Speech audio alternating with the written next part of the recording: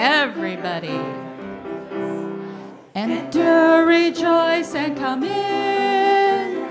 Enter, rejoice, and come in. Today will be a joyful day. Enter, rejoice, and come in. Open your ears. Open your ears to the song. Open your ears to the song. Today will be a joyful day. Enter, rejoice, and come in. Open your hearts. Open your hearts, everyone. Open your hearts, everyone. Today will be a joyful day. Enter, rejoice, and come in. Don't be afraid. Don't be afraid of some change. Don't be afraid of some change. Today will be a joyful day. Enter, rejoice, and come in. Enter, rejoice. Enter, rejoice, and come in. Enter, rejoice, and come in. Today will be a joyful day. Enter, rejoice, and come in. All right. Getting the rust off of those vocal cords. We're gonna try a round. Ooh, so I'm gonna come over here. And this one Julie has taught us before, so hopefully y'all remember it. It's gonna start out with, I gotta get my cheat sheet here. Sweet Spirit of life and love, sweet Spirit of life and love, sweet Spirit of life and love, spread your wings and shelter me. Everybody. Sweet Spirit of life and love, sweet Spirit of life and love, sweet Spirit of life and love, spread your wings and shelter me. This side start. Sweet Spirit of life and love, sweet Spirit of life and love, sweet Spirit of life and love, spread your wings and shelter me. One more time. Sweet Spirit of life and love, sweet Spirit of life and love, sweet Spirit of life and love, spread your wings and shelter me. Spread your wings and shelter me. Give yourselves a hand. Nicely done. Nicely done.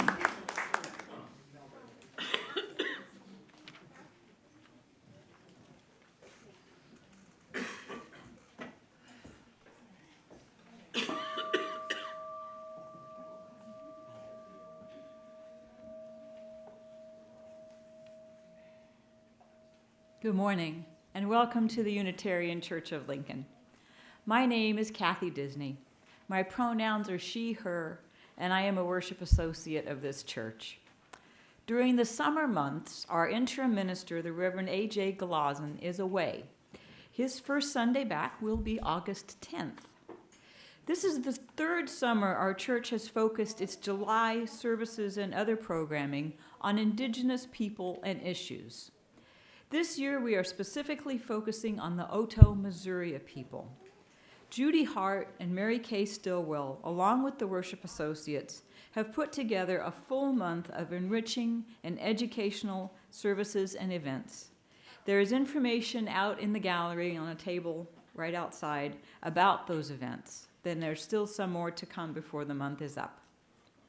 I would particularly like to point out the 159th annual homecoming celebration of the Winnebago tribe, which will be held on July 24th through 27th in Winnebago, which is in the northeast part of our state. This morning, I am joined virtually on the chancel by Rebecca Schlittling of the Iowa tribe of Nebraska and Kansas. Known for her documentary Seed Warriors, she is now working on Walking in the Footsteps of Our Ancestors, a documentary about the Otoe Missouri tribe of Oklahoma and their return to their ancestral homelands in Nebraska. So welcome to this loving community. May we, in our gathering here, be about the work of transforming ourselves and our world. When we worship together, we have the chance to deepen our connection with the sources of meaning in our lives and to proclaim who we are and what we are about, throwing open the doors of our congregation to share the radical love and welcome that is at the heart of our faith. At this time, Michael Stratman from the Board of Trustees would like to offer his own welcome and give us a few announcements.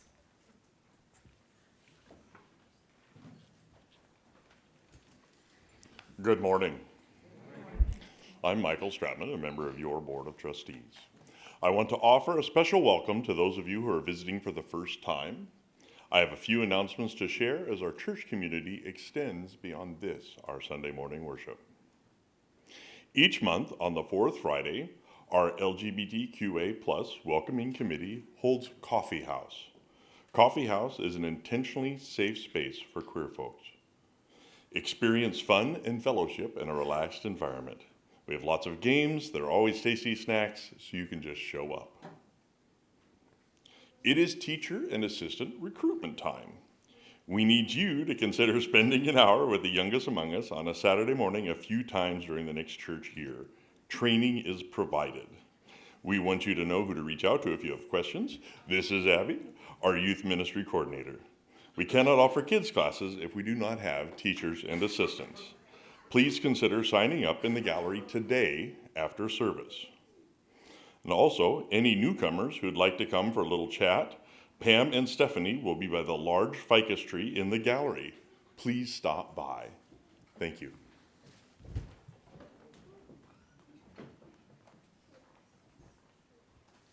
Thank you, Michael.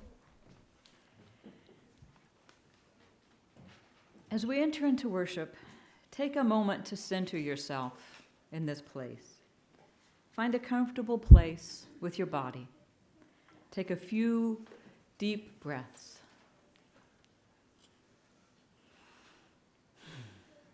And let us continue into worship with our chalice lighting.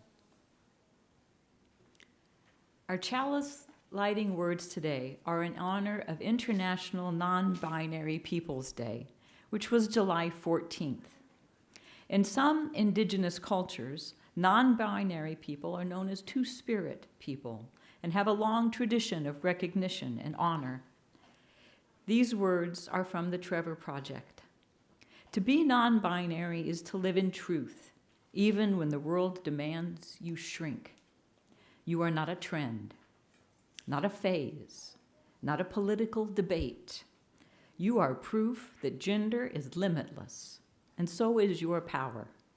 Today and every day, we honor those who live and love beyond the binary and fight for those non-binary and trans folks who are no longer here to be celebrated.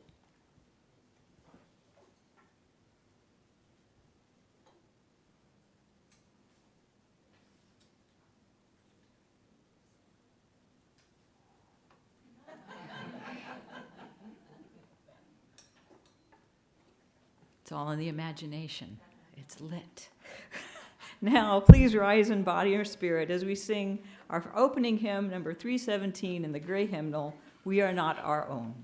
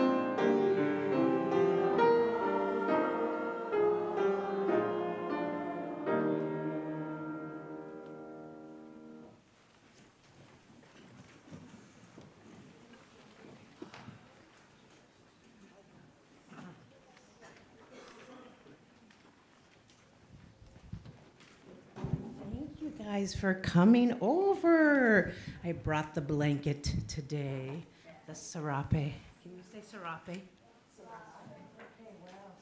Can I welcome you guys?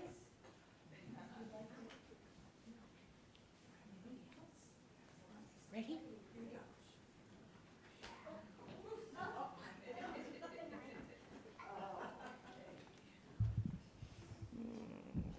You'll miss the pictures.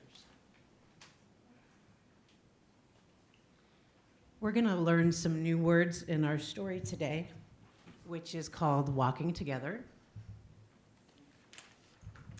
And some of you may have in your hands a text. Sorry. Anybody need one? If they need, there's, yeah. Oh. Good, thank you. More? So there's some bold text on the sheet, which I'm going to invite the congregation to read along with us as we go. And this story is from the Mi'kmaq culture. Does that ring a bell to anybody? Yeah, because a lot of us learned the pronunciation not really correctly. A lot of our teachers probably taught us to say Micmac, but it's really pronounced Mi'kmaq, Mi'kmaq. And we'll also have some words in Anishinaabe. One of the main words we're going to have is what means walking together. Exactly, and that is, I should just look at it because I'm sitting here trying to remember. It's on your page also in italics. Mawigwek, Mawigwek, Mawigwek. And the English letters are M-A-W-I-K, W-A-Y-K. Mawigwek. Okay.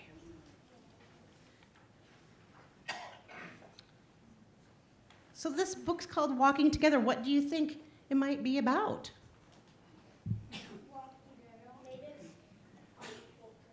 Okay, native cultures. Okay, good. What else? What do you see on the front? A turtle. Does that mean anything to anybody? Anybody like turtles? There's probably turtles in it, absolutely. And there's also yeah? Right, that it's our home, right? Our earth is Turtle Island. So good, yes, very good, you guys. Thank you so much. All right, you guys ready? Can I have an extra one with the text sheet? Here? Okay. You guys ready? Here we go. When we walk together in a good way, we learn to see the world through two eyes. We receive the gifts of Mother Earth through stories. Good job. When we walk together in a good way, things are revealed. Sorry about that. We hear those who are returning and those who stayed sing, the lands and waters awake after a deep rest. What time of year might that be when things are waking up? Spring, right? Oh, when things are sometimes sleeping in winter, aren't they? No. Yeah. Absolutely. They do need winter's 5. When we walk together in a good way on Turtle Island, we learn we are all connected. We are never alone. We need each other. Mawigwek.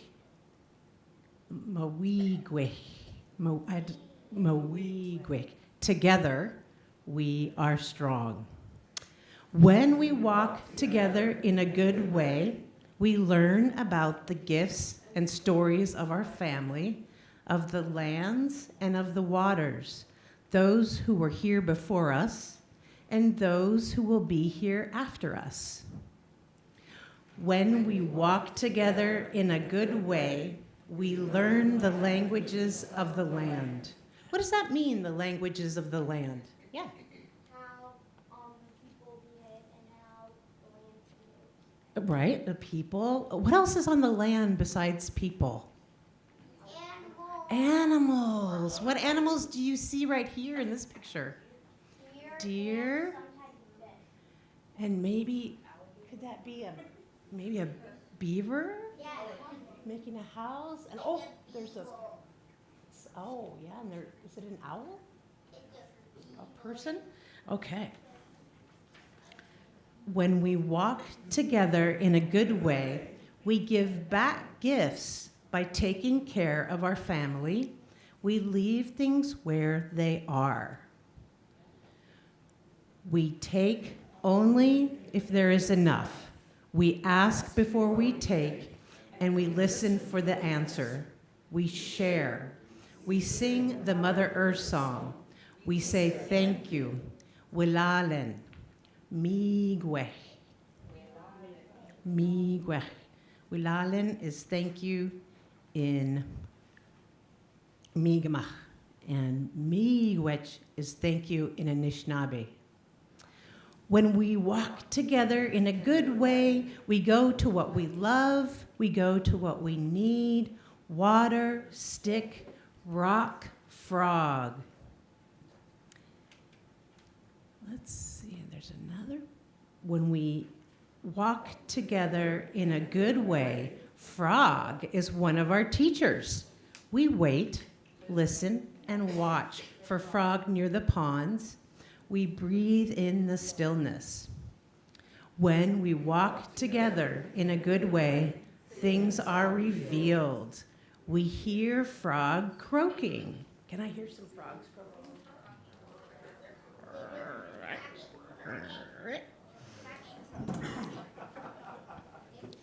We see Frog. Frog watches us. We speak Frog. When we walk together in a good way, we listen to a story about Frog. He lives in muddy water and has wrinkly skin. Do you want to live in muddy water or clear, clean water? Probably clear, clean water. Do you want wrinkly skin? Sometimes we just have to deal with wrinkly skin. But Frog did not share the gift of flowing water with the people and the animals. So maybe that's why he had to live in the muddy water. Ruby-throated hummingbird, wild daisies, flowing river, and sunning turtle are our teachers too. When we walk together in a good way, we wonder as we wander and play. Watching stories, we weave and tell new stories in circle under the willow. What's a willow? It's a type of tree. Maybe that is the willow right there. You see how the branches kind of weep? Which one of these are the willows? The willow is the one that is behind them. Yeah, with the branches that kind of weep down. The stories of the waters and the lands and the teachings of the flyers, the crawlers, the swimmers, and the four-leggeds grow inside us. Who are flyers? Birds. Oh, birds. What else? What else besides bats? Insects, birds, yeah, butterflies. How about what are crawlers?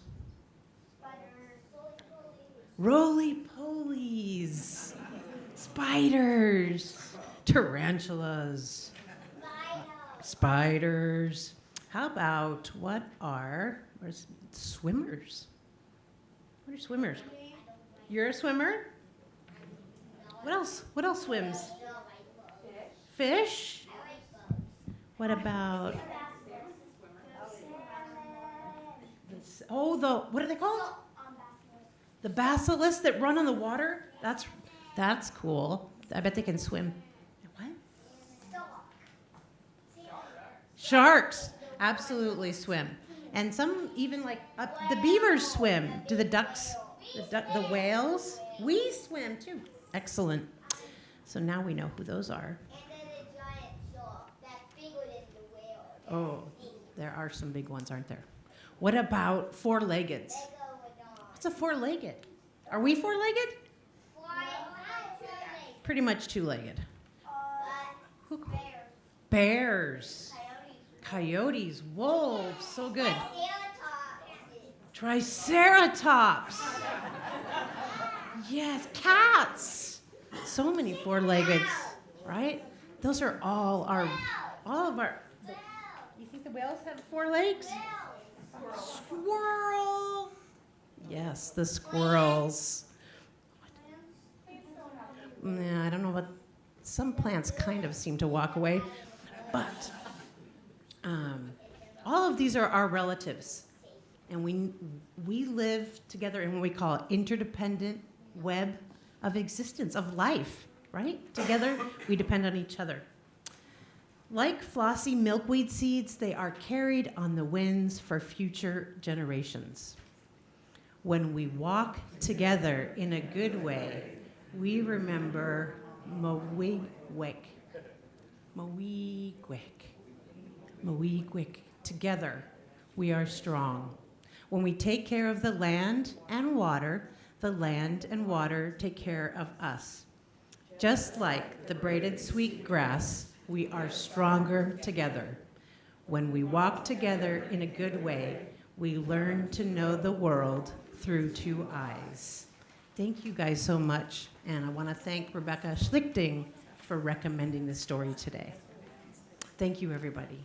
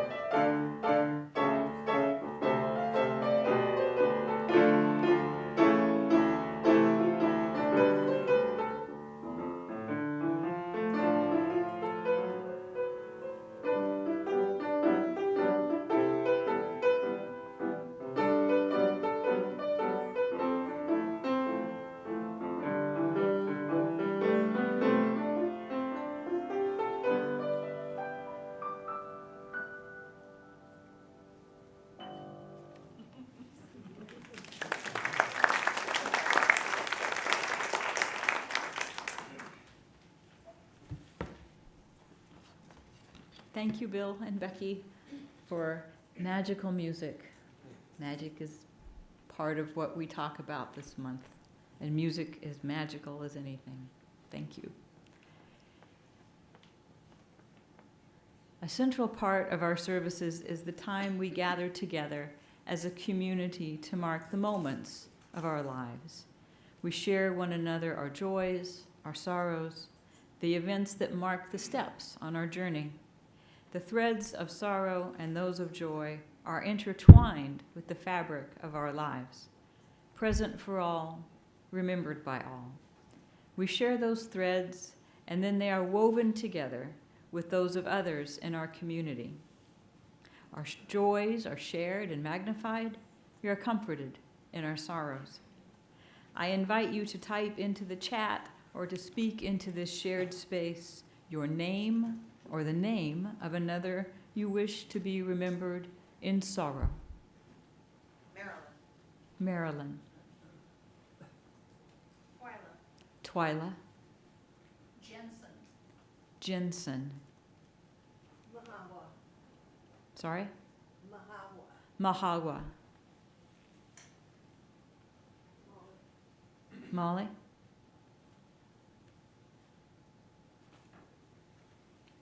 The family of Betsy Kutcher. The family of Betsy Kutcher. Marley.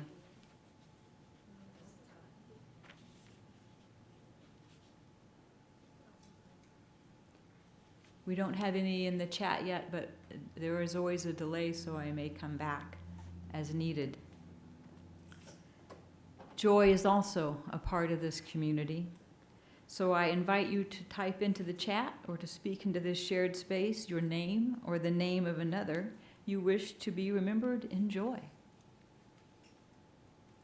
Betsy and Bob Shipley celebrated their 60th wedding anniversary Thursday.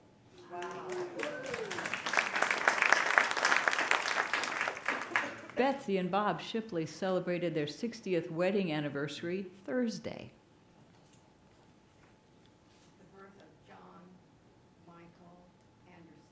The birth of John Michael Anderson. Linda. Keanu.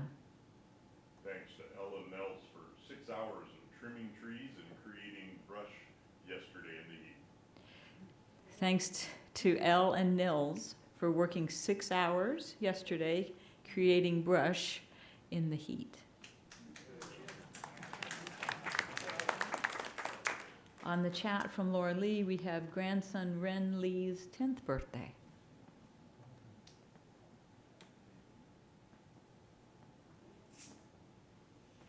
We know, too, that there are some joys and some sorrows that are yet unspoken, but still deeply felt. Let us hold a moment of silence for everything unspoken.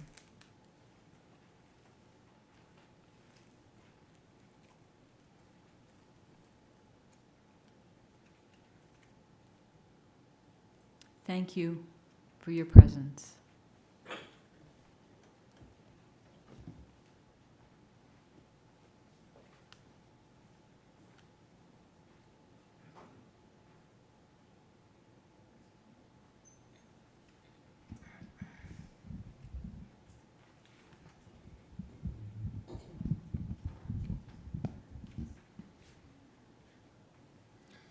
Grace Boyne is a Navajo poet. She says, "It is the belief of the Navajo that oral expression can have a significant impact. That is, spoken words have power. Thus, it is more meaningful to speak rather than to place the words on paper." This is her poem, Invocation, Navajo Prayer. Talking God, speaking God, dawn, dark wind, first man, first woman, changing woman, the 4 sacred mountains. We ask for your blessing in this act of creating beautiful words. We ask for your assistance in creating words which bring enlightenment. At the hogan made with dawn, the dawn goes out along the pollen path. The hogan where words originate, the words originate in beauty. With corn pollen, I will create. Create the words that beautify. Create the words that bridge misunderstanding. Create the words that enlighten. Create the words that bring harmony.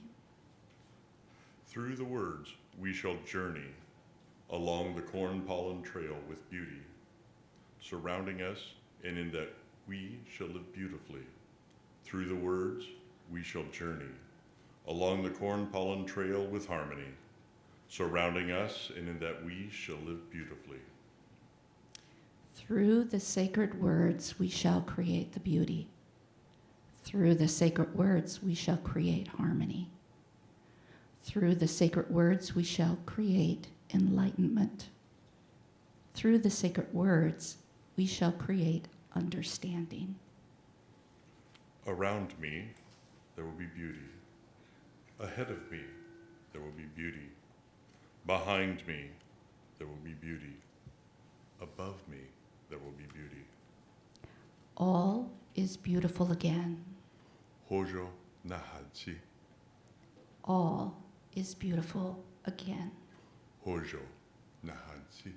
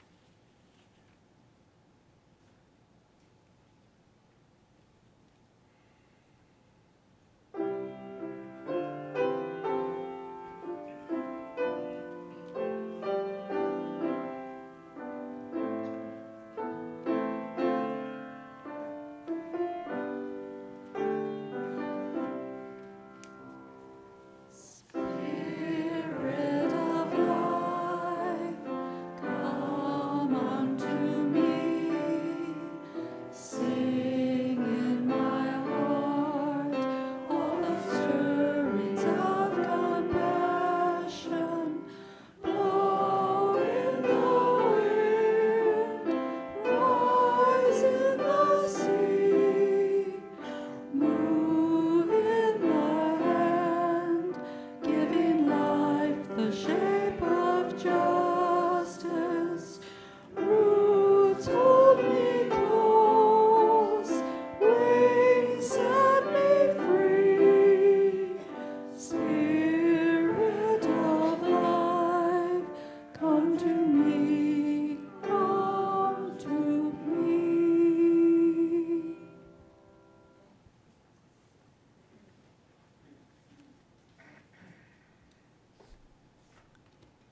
Over the course of the month of July, we have been reading from the history of the Oto-Missouri tribe. Today, in part 3, we pick up their story in 1855. Oto-Missouri History, Part 3. Life on the Big Blue Reservation was hard. The tribe was not allowed to hunt for buffalo. The government encouraged a shift from migratory lifestyle to an agrarian one, without consideration of long-established tradition or social structure.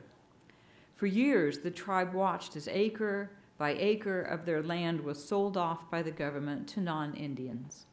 They suffered as treaties were broken and food, medicine, livestock, and basic essentials were not delivered as promised.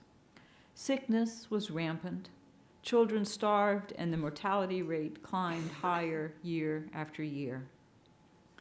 In 1881, they were moved to Red Rock, Oklahoma, where the tribe is currently located.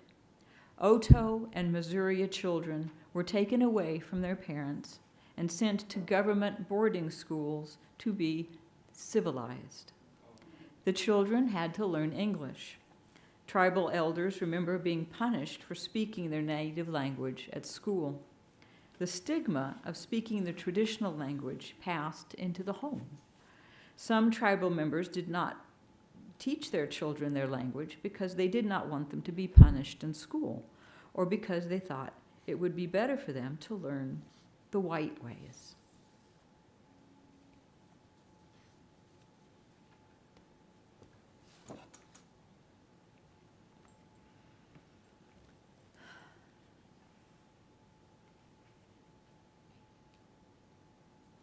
Each week, we take up an offering to support the work of this church and our partners in the community.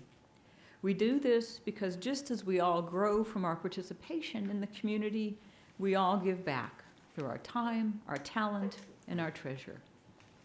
As the next song plays, the ushers will pass our offering plates. You can also give by texting UC Lincoln and the amount to 73256. That's UC Lincoln and the amount to 73256. The offering will now be gratefully received.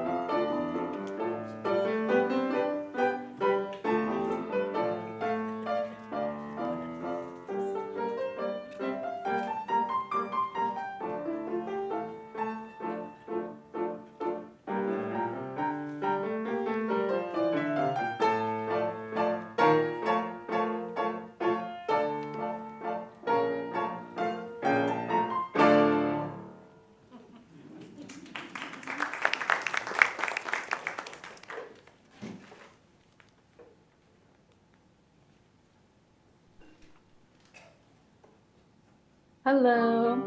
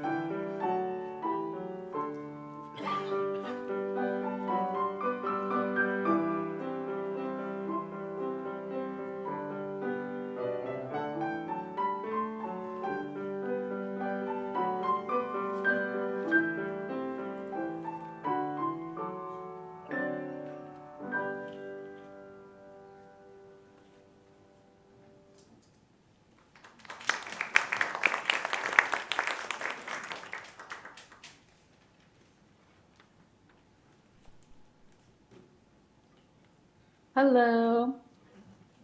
Aha, Hanwe Pi, Rory Grohi Ki, Bahoje Mi Naiki, Tunapi, Kiraja Ki, Mankanaimi, Inganyi Ki. Hello, welcome. It is a good day. You are here. I am a Bahoje and Iowa tribe of Kansas and Nebraska woman. I'm Bear Clan, and my Indian name is Standing Medicine. I'm Rebecca Schlichting. I am a filmmaker, and I'm a professor at the University of Kansas, William Allen White School of Journalism and Mass Communications. And I'm here today to talk to you all about food, traditional foods, and how they are a big piece of rematriation. So I have a presentation prepared for you all, and I believe you either have or will have watched one of my films, Seed Warriors, which is the film that I've directed.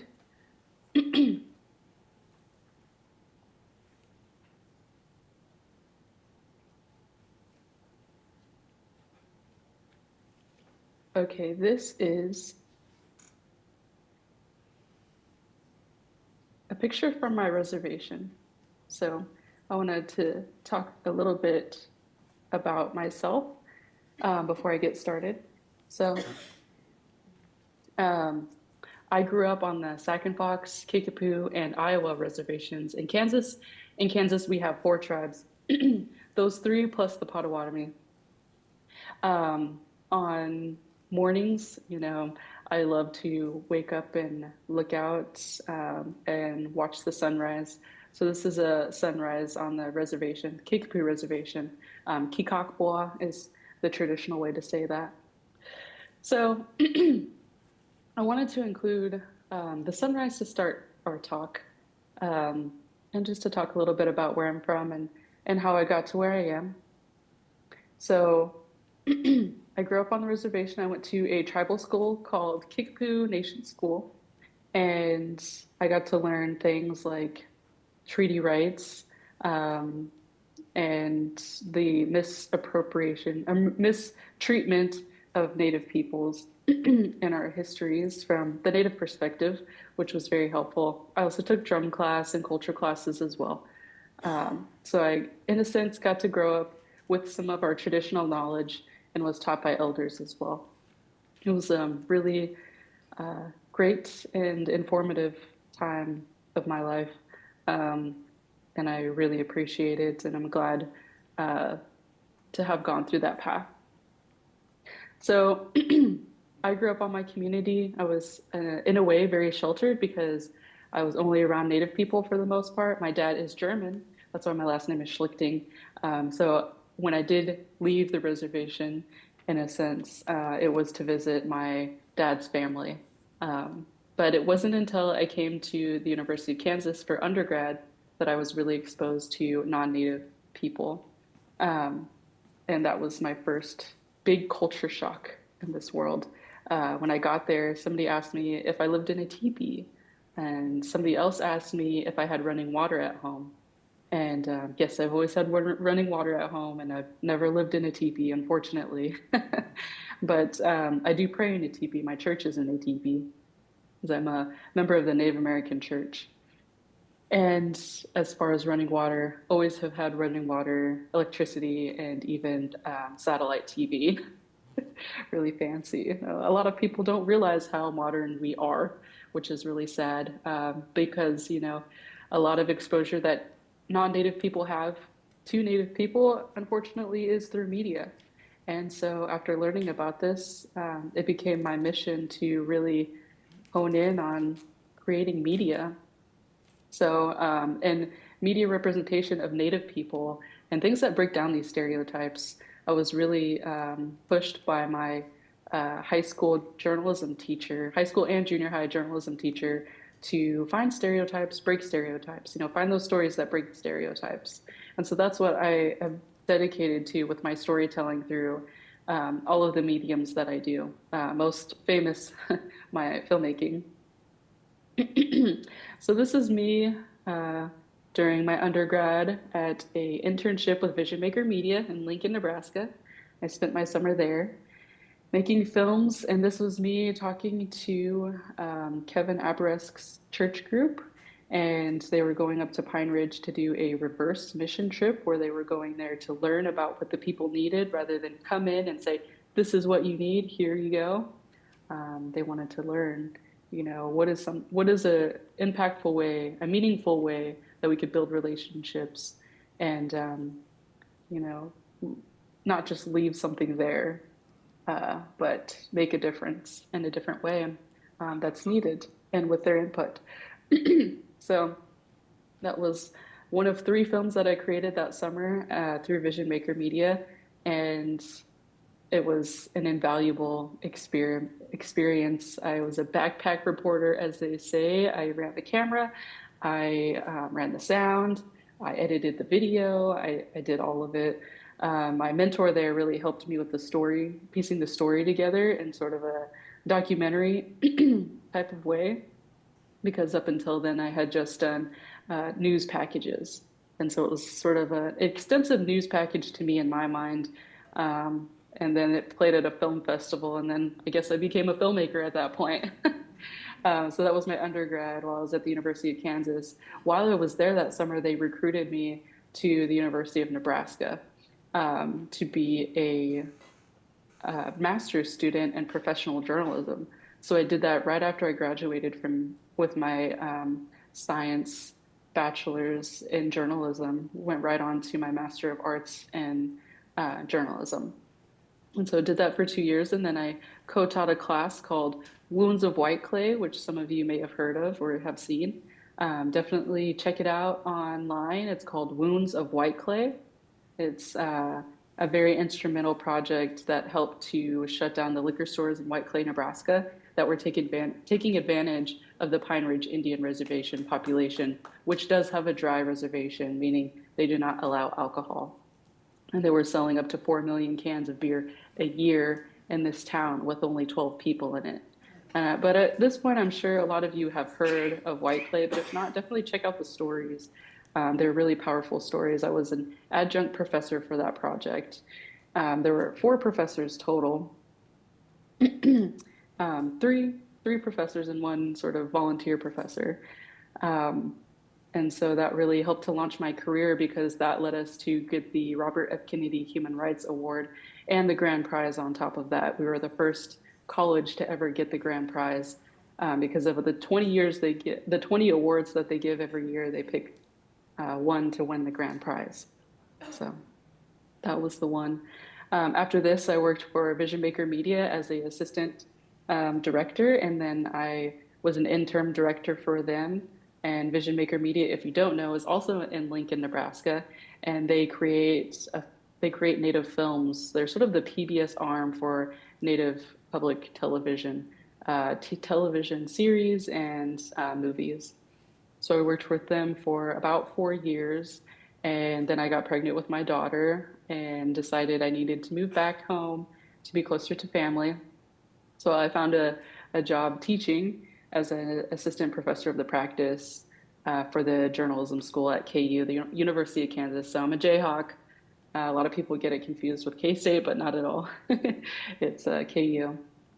So after starting my journey at KU as a professor, I became, instead of making films, instead of making research in a sense where a lot of professors are doing research and they're publishing in books and journals and things like that, practice is more open creatively, especially. So my practice, they allow me to do filmmaking for my practice.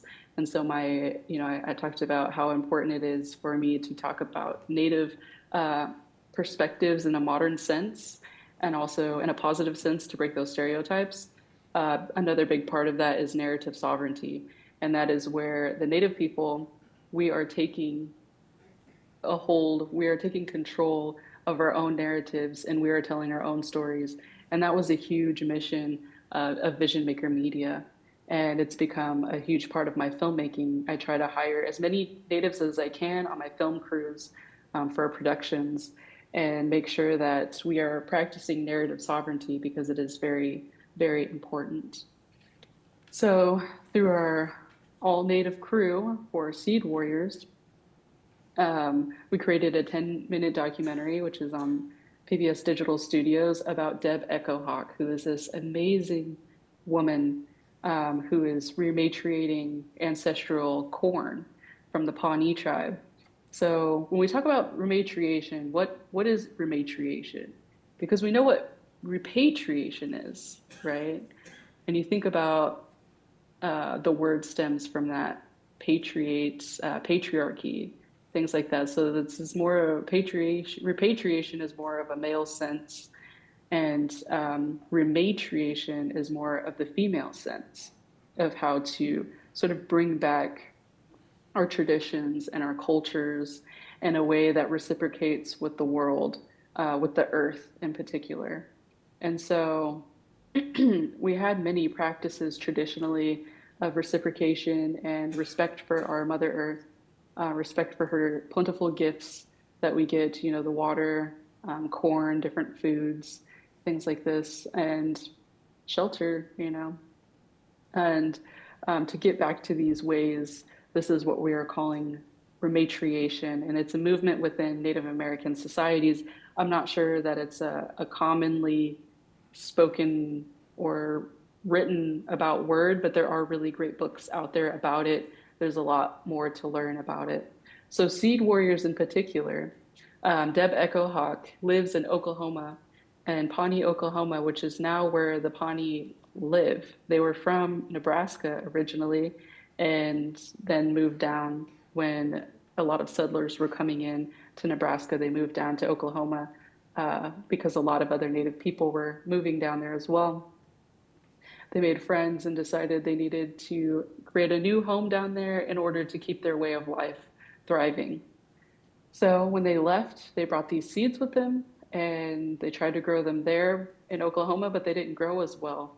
And within these past 20 years, 20 or so years, Deb Echo Hawk has made friends in Nebraska who are farmers. And she works with about 20 farmers in Nebraska who dedicate parts of their land to growing Pawnee seed. And these Pawnee seeds, you'll see in the video and in her hands right now, there's so many varieties of this corn. You have the blue corn, the white corn, there's red, there's striped, there's eagle corn, which looks like an eagle in the middle of the corn. You have the colorful corn as well. And each of these different varieties of corn carry their own stories. They carry their own nutritional values. They have their own purposes. And the white corn, they call that the mother corn. And that's kind of like the stem of all the corns. And they've been able, through this process, to bring back corn that they hadn't seen for generations. So that's a little bit about the film, which you will watch. But or you can look up on PBS Digital Studios Seed Warriors. It's on YouTube as well. But a big part of this story that I wasn't able to capture within the 10 minutes that I had to tell this story was how much of a women-led empowerment movement growing this corn was and is still today through Deb Echo Hawk and her Pawnee Seed Preservation Society, which is run by women still. But back in the day, like way, way back before contact, when corn was first coming into the Turtle Island, into this part of the main shell, because we have Turtle Island, like Central America, South America, that's like the tail, and that's where this corn originates from, right? But when it was coming up to the shell part of what we now call the United States, it was brought by women to other women from other tribes. They would teach the women how to plant this corn, and then those women would take it to another tribe, and they would do the same thing with the next society of women. And so this was a matriarchal practice to begin with. It was something that helped the people feed their communities and, you know, have this sort of really important caretaker role that women have in our communities through food and through these corns.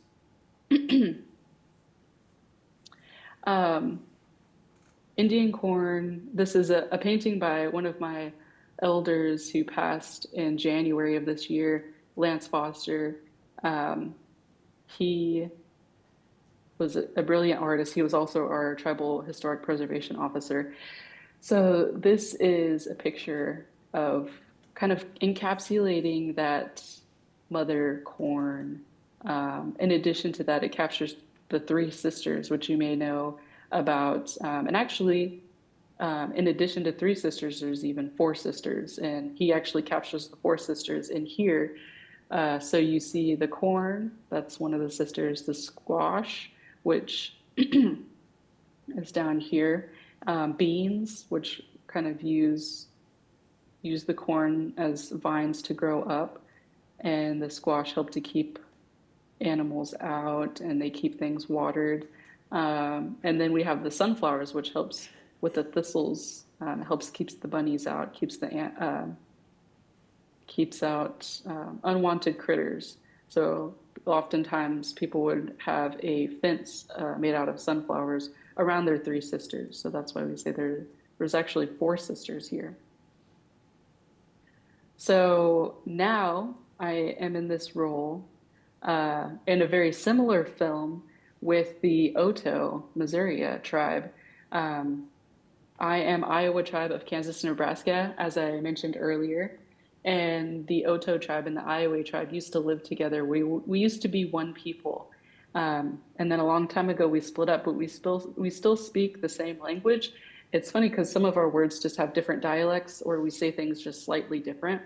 So, but we do have very similar traditions still. I mean, because we came from the same people. So it's been really amazing for me to work on this film because I get to learn so much about my tribe's culture and history that I don't know about, because I've been taught some things, but not a whole lot. And there's pieces of our histories all over the place, scattered all over the place. And it's fun for me to go out with my filmmaking and kind of go and explore these different places and kind of bring it together full circle in my own mind. Like, okay, this is how we did things, or this is how we might have did things at one particular time period, but then later or earlier, we used to do them in a different way. And so I get to learn all of these things through my filmmaking. I'm a producer on this film, an executive producer, as well as a writer. I'm also the financial person I'm also the co-owner of Dear Woman Productions, and that's who's actually who's creating this film, Dear Woman Productions. Dear Woman was started by me and my friend Candace Dalsing, who lives in LA, and she is a descendant of Mescalero Apache. And she's reconnecting to her roots through our filmmaking as well, which is really amazing because she didn't grow up in a Native community like I did. And so she's directing this film along with my friend Annette Arkakita, who is Oto. And we also have an associate producer on the film, Marcy Black, who is Oto as well. And so we have this great film crew with more, high tech and people who are creating the sound and doing the camera work and all of these things. But we're creating this film now, following the walking in the footsteps of our ancestors. And we're really trying to capture this from the Oto perspective. What does it mean to come back home? What is that feeling like when you're home? And we're capturing that visually, emotionally through these stories, through the B-roll, through drone footage that we've captured as part of the story. We're incorporating tribal music, like Oto specific, Nade music and art and poetry. Just like this project, it has various steps and levels that go into it, various projects and people taking on different angles of this project, or like land-based commemoration, coming back home to do ceremonies, to have gatherings, to plant their traditional foods. And we're trying to capture all of this in our film called Walking in the Footsteps of Our Ancestors. We are now in the second year of 3 years. So next year we should be wrapping up this film, and it will be available at some point. You'll hear more later. I'll be sure to send it all to you. I'm not exactly sure when we'll get it out there, but we definitely will. So that's a little bit about our film. It's a huge part of this is also rematriation.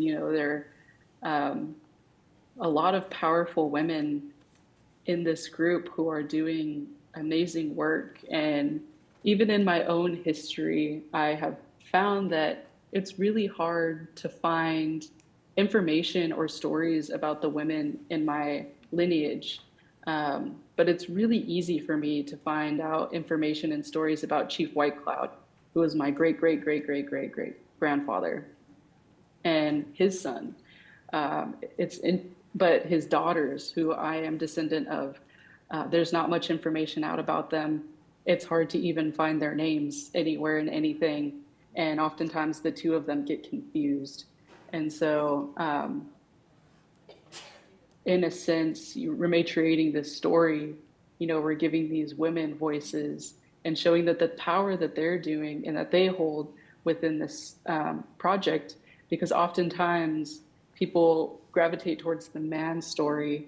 Like when you think of AIM and all the media coverage about AIM, there was so much of the men talking on TV about what was happening with AIM, but not so much of the women. But then you watch Warrior Women, which is a Vision Maker media film as well. Definitely check it out. It's amazing. Warrior Women on Vision Maker. That's all about the behind the scenes and the women that were making the ship run. This is something that you don't see much of. And so it's our mission to really put these women in the forefront and talk about the efforts that they're leading. We do include the men as well, for sure. We're not excluding anybody, but there are definitely a huge amount of women on this project that are doing a lot of the work. So that's really important to me too, and rematriating our stories even, as well as foods. So, Warikrohiki, that is how you say thank you, but literally means I pray for you.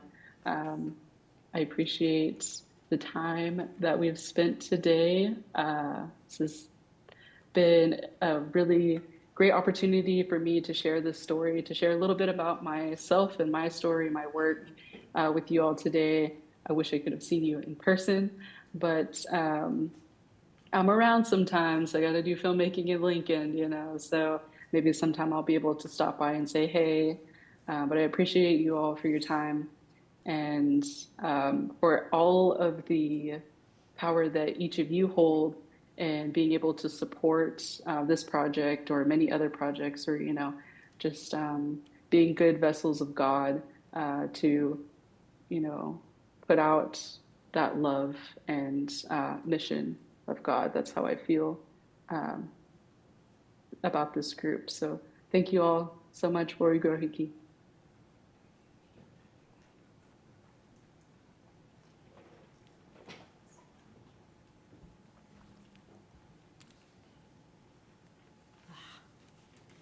Please stand in body or spirit and join us in our closing hymn in the Gray Hymnal 163, For the Earth Forever Turning.